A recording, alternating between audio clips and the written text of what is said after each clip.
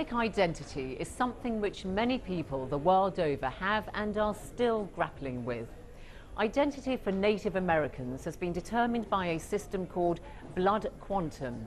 This is an 18th century British invention in which membership of a tribe is determined by the amount of tribal blood in your veins. But Native Americans now say the system is out of date. Our correspondent Paul Adams sent this report from North Dakota. Angelina and Santana Davis at home with their parents, unmistakably Native American. Well, actually only 39.8%. Their parents are from different tribes, which, when the girls were born, did not recognize each other's native blood. They do now, but Scott's tribe still has strict rules. They do not accept Chippewa blood, Hidatsa blood, Arikara blood, Cherokee blood, Navajo blood. They do not accept that. So that leaves a good fraction out of my overall equation, my overall percentage of blood. They call it blood quantum, a complex system gnawing away at the fabric of Indian society, even as the tribes cling to their roots at gatherings like this powwow at Twin Buttes on the Fort Berthold Reservation. The mixing of non-Indian blood evident in many faces. Native Americans intermarry more than any other population in the country. Clancy Sorensen has brought his son Chasky. The father has Irish and Danish blood. The son has Thai and German too. It all spells doom for their tiny tribe, the Mandans. Our tribe is like almost gone, and there aren't very many Mandan Indians left in this world, you know, and to not be able to, I mean, like my grandchildren now are not going to be able to be enrolled unless, you know, I marry someone who's also enrolled. And there's another reason why all this matters for communities where poverty has long been a problem. The more tribal members there are, the larger the pot of federal money for healthcare and education. They simply cannot afford to shrink. But at least this reservation has one advantage, lurking deep underground.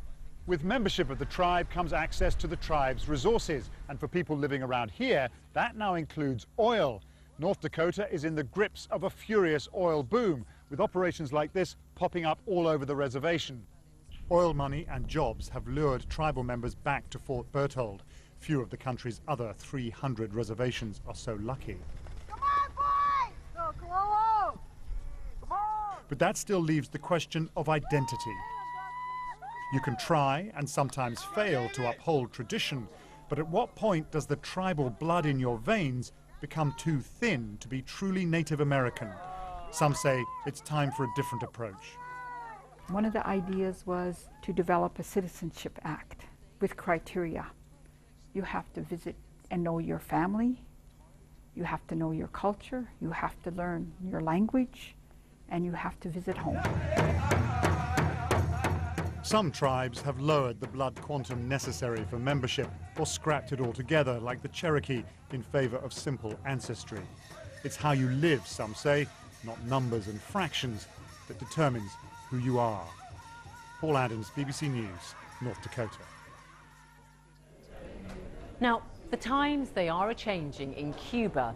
As the government there has signalled, private property is about to make a comeback in Cuba for the first time since Castro's revolution in 1959. The Communist Party has agreed to allow people to start buying and selling homes and cars. Our man in Havana, Michael Voss, reports. Mario Perez has been divorced for just over a year.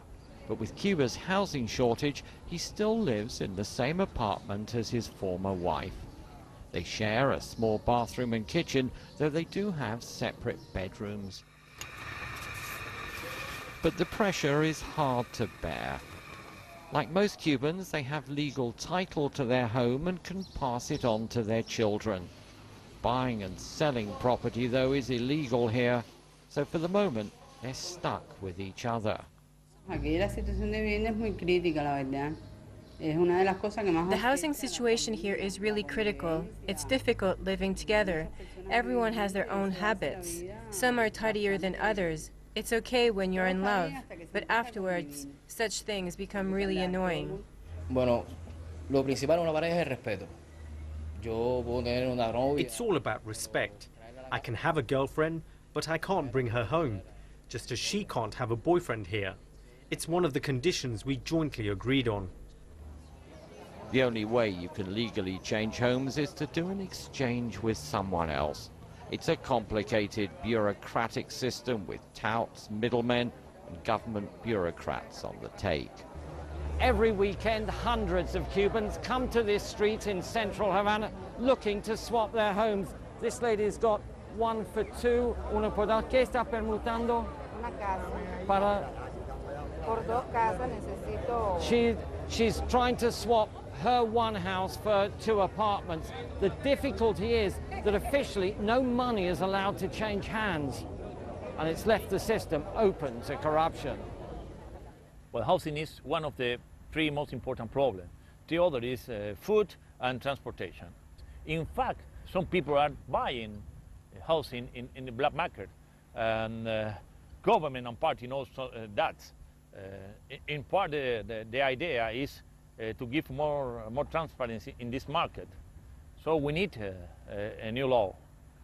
The waiting is almost over. The new rules on house sales and swaps for money should be in place by the end of the year.